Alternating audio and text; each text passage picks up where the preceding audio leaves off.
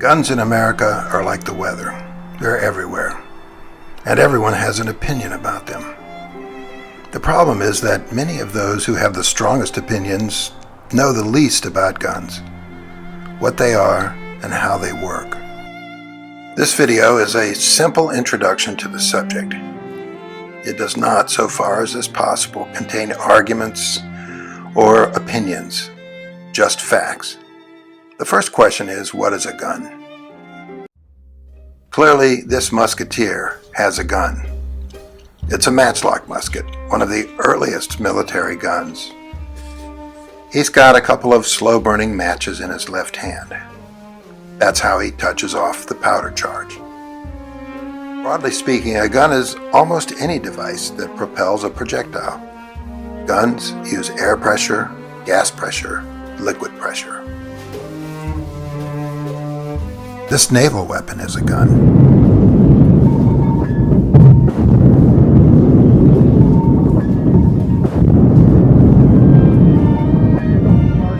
So is this piece of field artillery a gun? We're going to fire off 20 rounds of 105. This nail gun is also a gun, as are these BB rifles and this blowgun. What we are really interested in, however, are firearms, a specific kind of gun. Firearms use explosives, specifically gunpowder, to propel the projectile. Let's see how it works. The firing pin on the left strikes a small cap called a primer. The primer ignites the gunpowder in a small contained explosion that is technically called a deflagration. These very hot and rapidly expanding gases push against the ammunition case, which is often made of brass. Expanding case seals the chamber. The force of the explosion pushes the round out of the chamber and down the barrel.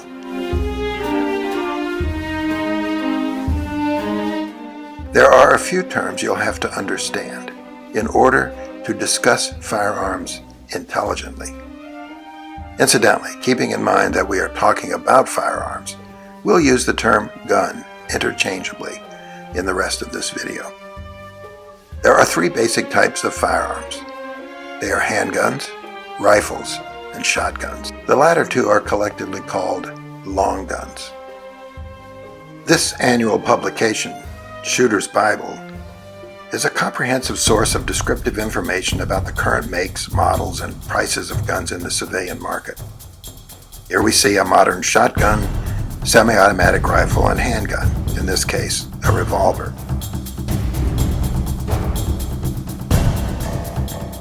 You'll also want to be able to discuss two measures of size, caliber and gauge. These are uniform measures of the size of firearms projectiles and of the barrels through which the projectiles are fired. Caliber is used in the case of handguns and rifles. It describes the diameter of both the barrel and the bullet that fits the barrel and can thus be safely fired through it. Caliber is expressed in decimal parts of an inch or in millimeters. 50 caliber is a diameter of about half an inch. 22 caliber is just less than a quarter of an inch. Gauge refers to shotguns. It's an odd measure and basically describes how many pellets of shot or BBs that are the diameter of the barrel it would take to equal 1 pound. Note that the bigger the gauge, the smaller the diameter of the barrel.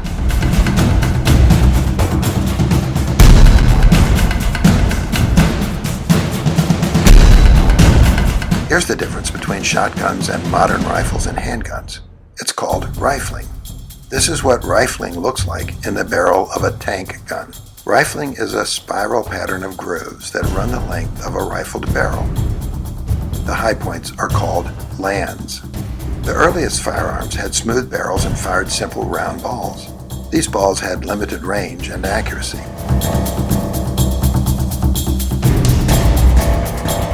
Rifling a barrel gives the projectile a spin. which makes it more stable and thus more accurate over longer range.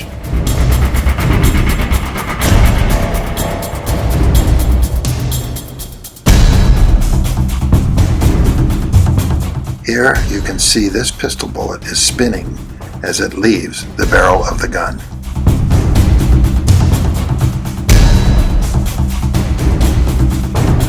Let's take a closer look at handguns. Handguns come in two basic varieties, revolvers and pistols. This is a modern double-action revolver at the upper right and a semi-automatic pistol in the lower left. Long guns are of two basic types. Shotguns, like these modern pump-action shotguns, and rifles, like these two typical hunting guns.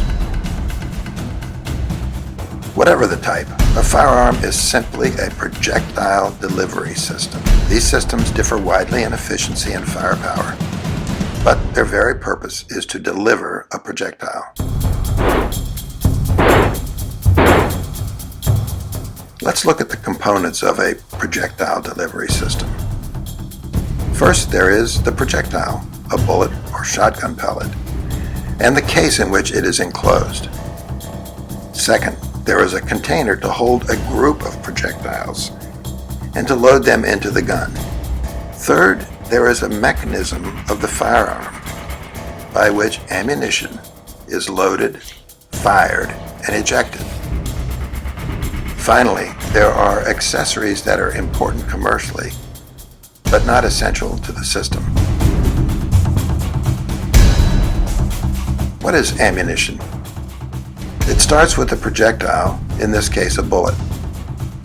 The bullet is inserted tightly into the case which contains gunpowder. A primer is inserted into the bottom of the case. The assembled unit is called a cartridge, or a round of ammunition. In the case of shotgun ammunition, it is called a shell. Here is a round of rifle ammunition on the left and a shotgun shell on the right. They both work in the same way. The primer ignites the powder charge. The gas pressure pushes against the projectile. The shotgun shell has a mass called a wad to distribute the force uniformly against the shot. The force sends the projectiles down and out of the barrel. Watch the firearms process here one more time.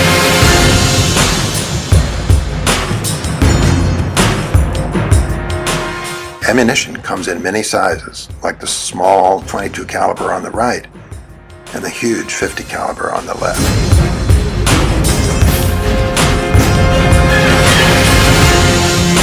Let's look now at major types of ammunition containers and feeding devices. Revolvers were invented in the 16th century, but did not become practical until the early 19th century. They take their name from the revolving cylinder in which ammunition is loaded. The earliest revolvers were called single action.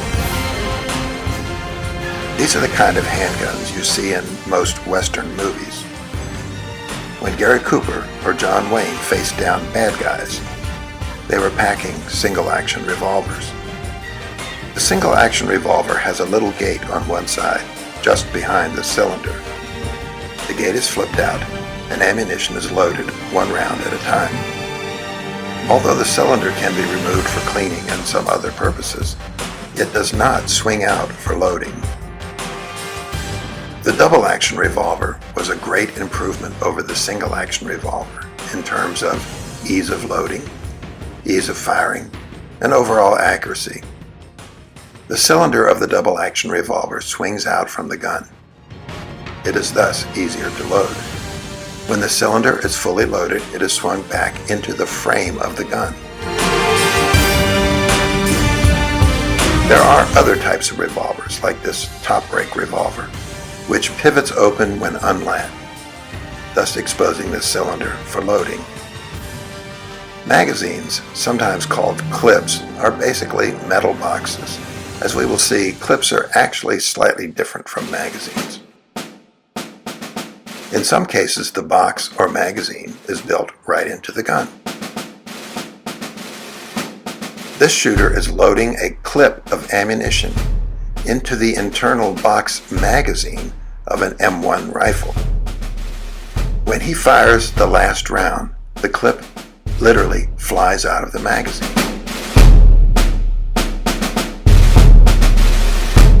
Most modern ammunition magazines are detachable, like these pistol magazines. This is a U.S. Army soldier loading ammunition magazines for the Army's standard assault rifle. He is peeling the rounds off of what is called a stripper clip, and then inserting the rounds into each magazine.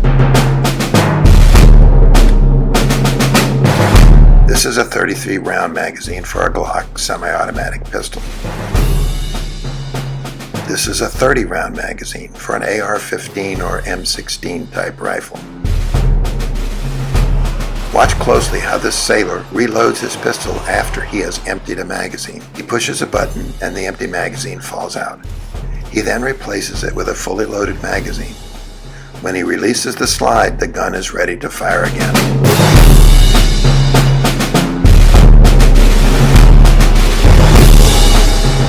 This is a 100-round drum magazine for use with semi-automatic rifles.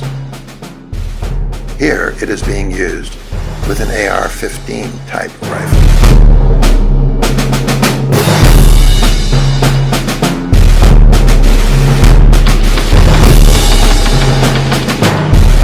Machine guns are fed by long belts of ammunition.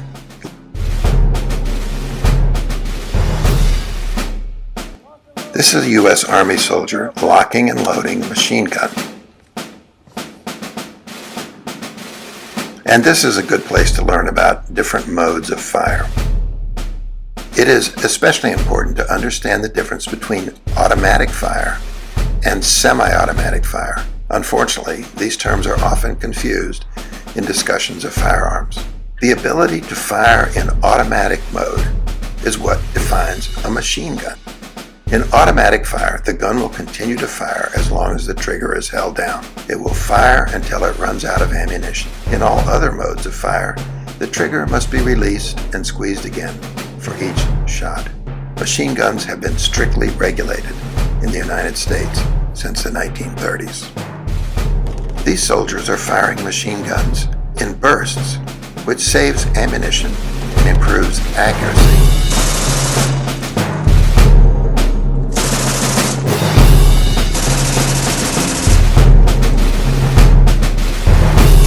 These civilians, however, are simply going to lock and load and rock and roll, burning off ammo until it's gone.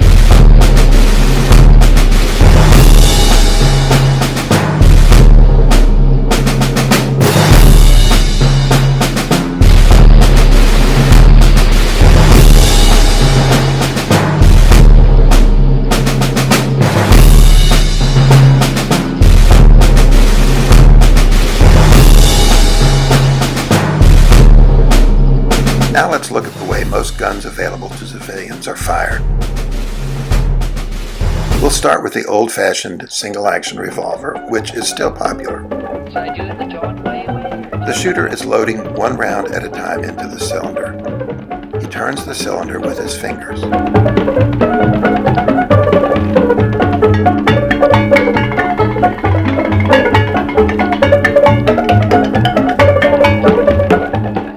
Now watch closely how he fires the gun.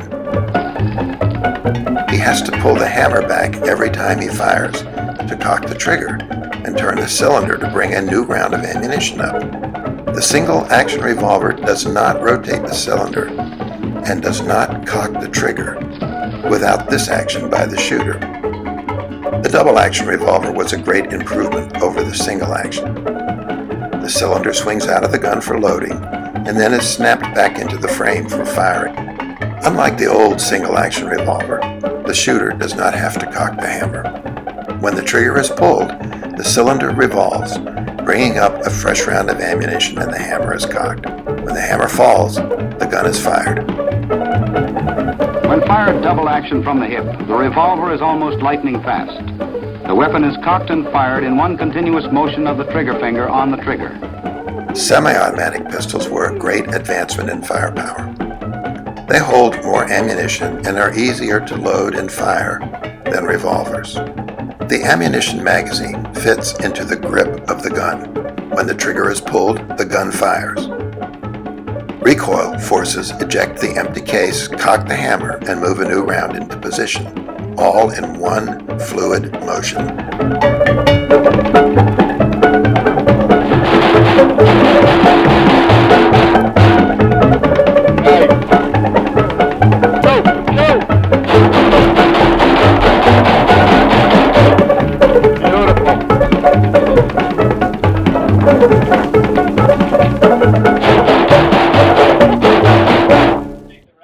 Beautiful. Like handguns, rifles range from the labor-intensive to the smoothly semi-automatic. The lever-action rifle is another gun associated with the Old West. A mechanical lever throws out the old shell, loads a new one, and cocks the hammer. The shooter works the lever to repeat firing.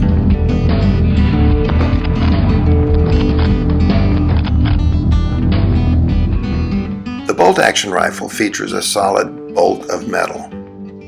It has a locking handle which is pulled back to eject the old round and cock the firing pin.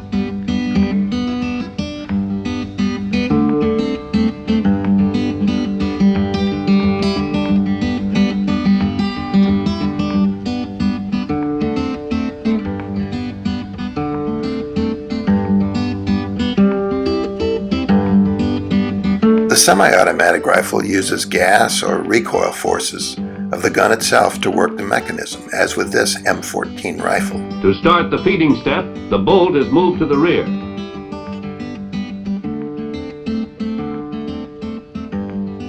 A cartridge from the magazine is fed into position for chambering by the spring-loaded follower in the bottom of the magazine.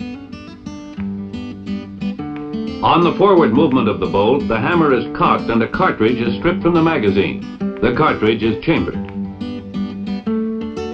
The bolt is locked. The rifle is now cocked and ready to be fired when the safety is off.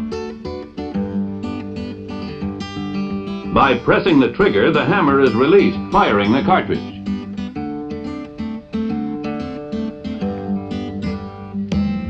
Part of the propelling gas escapes to the gas cylinder. The expanding gas in the gas cylinder drives the piston and operating rod to the rear and the bolt with it. On this rear movement, the bolt is unlocked. The spent cartridge is extracted from the chamber and ejected from the rifle. At the same time, the hammer is again cocked and the cycle ready to start over. The number of rounds available, and thus the firepower of a semi-automatic rifle, is enhanced by the ease of inserting fully loaded magazines. This man begins with a combination of two magazines, which he quickly switches, and then continues to reload with single magazine.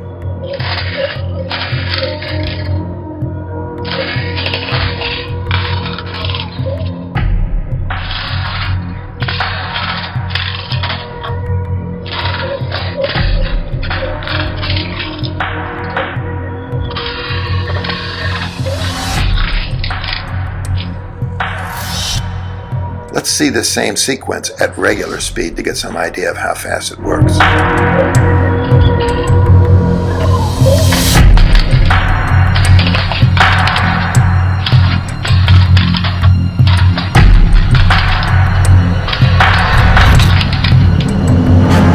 Now that we have the basic vocabulary down, we'll look very briefly at modern firearms that are at the center of an ongoing policy debate in America.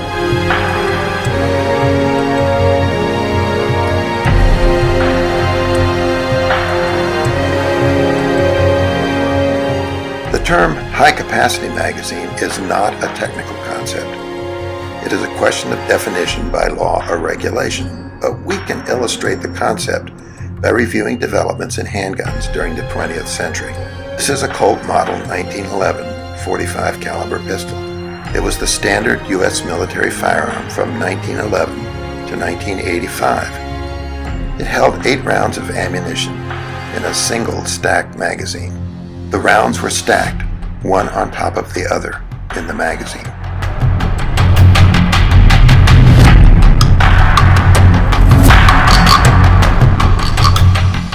This is a Browning high-power pistol, introduced in the 1930s by a Belgian arms manufacturer. It featured an important change in magazine design, the so-called double-stack magazine. Slightly offsetting the rounds made it possible to put more ammunition into a single magazine. The Browning High Power offered 13 rounds as opposed to the Colt Model 1911's 8 rounds. Although semi-automatic pistols were popular in Europe, Americans long preferred revolvers, which they thought were more reliable. Until the 1980s, most police agencies used revolvers. Today, the revolver is almost as much a symbol of American law enforcement as the familiar star or badge. Through the years, it has grown to be still another common bond between peace officers of many different jurisdictions. This changed in 1985 when Beretta, an Italian company, won a contract to replace the Colt Model 1911 as the U.S. military sidearm.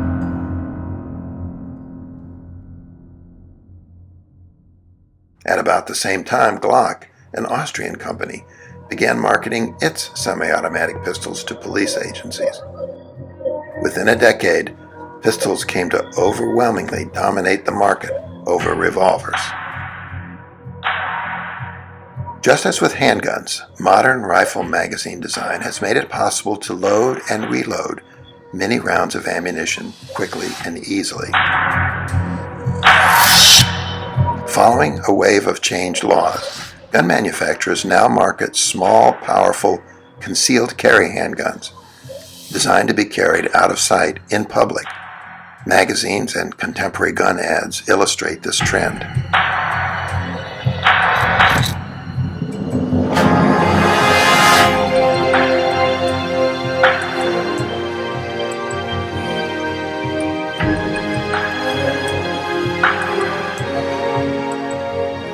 The most controversial part of the public debate involves what some call semi-automatic assault rifles, others call tactical rifles, and the industry prefers to call modern sporting rifles. These terms all describe a specific class of firearms that are derived from military designs and are popular among civilians. Whatever one calls them, the distinctions are entirely semantic, as the history of one publication illustrates. When this reference book, aimed at civilian gun buyers, was published in 2008, it was titled Buyer's Guide to Assault Weapons. The title of this book caused quite an uproar within the gun industry and among some gun enthusiasts who are strongly opposed to calling firearms of this type assault weapons. The 2008 edition of the book reviewed many makes and models of what the gun industry prefers to call modern sporting rifles, including this rifle manufactured by Bushmaster Firearms. As a result of all the pressure, the next edition of the book, published in 2010, had a new title, The Gun Buyer's Guide to Tactical Rifles. Same author, same reviews of the same guns of the same type. Described on the cover as the, quote, military-styled rifle, end quote.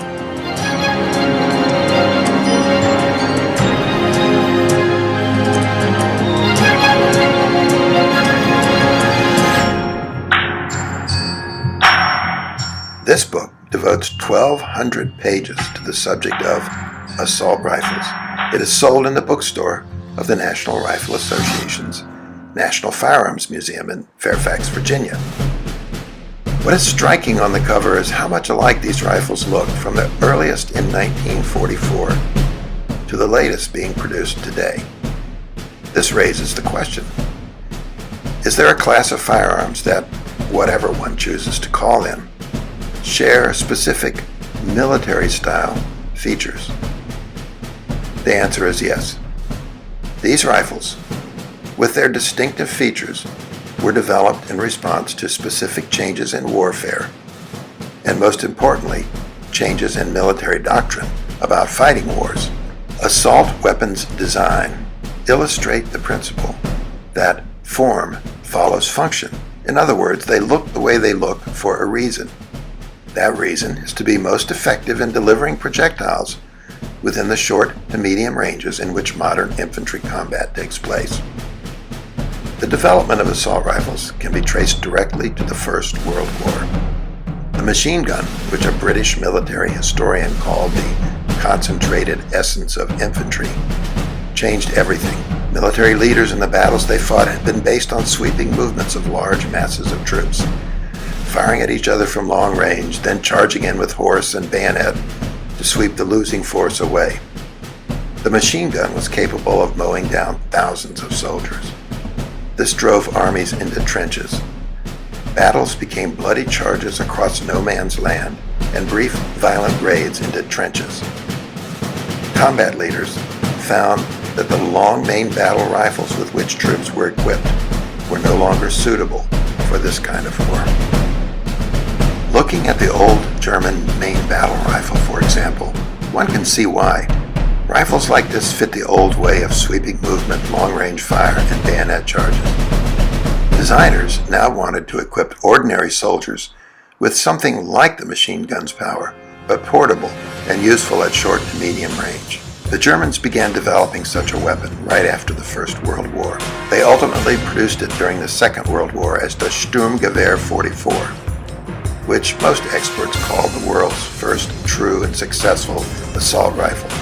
The STG-44's high-capacity magazine and intermediate-sized cartridge, combined with the distinctive pistol grip design, produced a weapon ideally suited to the modern battlefield. The STG-44 saw limited, if highly effective, service in the Nazi army. But it had a tremendous effect on the future of battlefield rifle design, beginning with the Russians. The Soviet army soon developed great respect for the Nazi Sturmgewehr. Immediately after the end of the Second World War, Russian designers began work on their own assault rifle. This ultimately was realized in the famous Automat Kalashnikov, the AK-47. The AK and its many variants became and remain to this day the most widely used assault rifle in the world. Although the American military establishment resisted the idea of the assault rifle, research on what actually happens in combat by the Army's Office of Operations Research made a persuasive case for an assault rifle. Studies proved that random fire, lots of bullets fired quickly at close to medium ranges, 100 to 300 meters, produced more casualties and more kills than aimed fire. The Army needed a bullet hose. It eventually got one in the AR-15, which was renamed the M16 when it was adopted into service during the Vietnam War.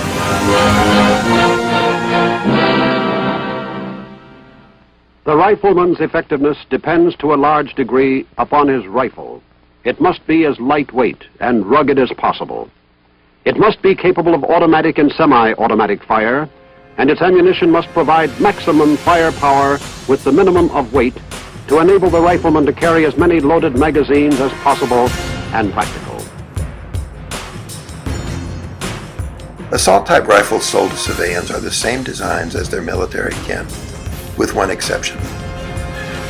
Military rifles have selective fire, which means that they can fire either fully automatically as machine guns or semi-automatically.